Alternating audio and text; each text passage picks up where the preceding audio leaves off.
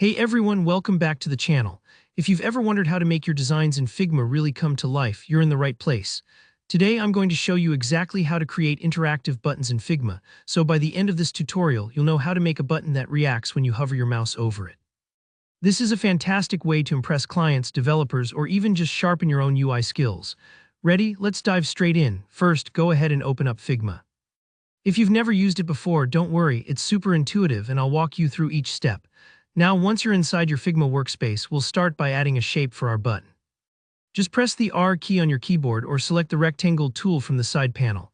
Click and drag anywhere on your canvas to draw your button's base. You can make it any size you like, maybe something like 140 pixels wide and 40 pixels tall for a classic button shape. Think of this shape as the foundation, just like laying a slab before building a house. Next, let's add some text on top of our button. Hit the T key or select the text tool, then click inside the rectangle you just made and type out, hover, or whatever label you want your button to have. Choosing the right wording is important. Hover is just a placeholder here, but you might want to use submit, continue, or anything that makes sense for your project.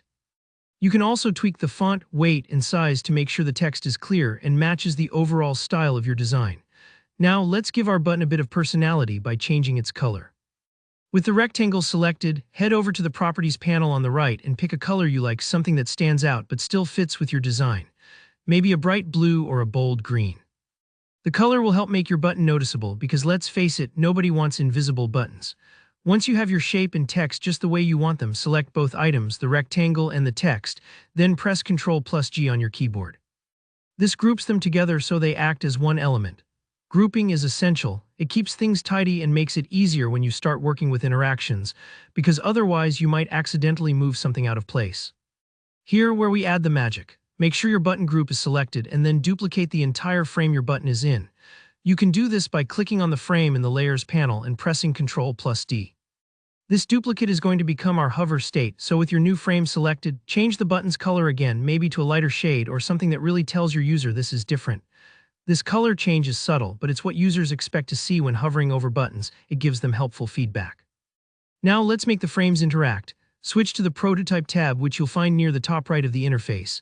Click once on your button in the first frame. A little blue plus icon should appear at the edge. Click that plus and drag the connector arrow over to your second frame.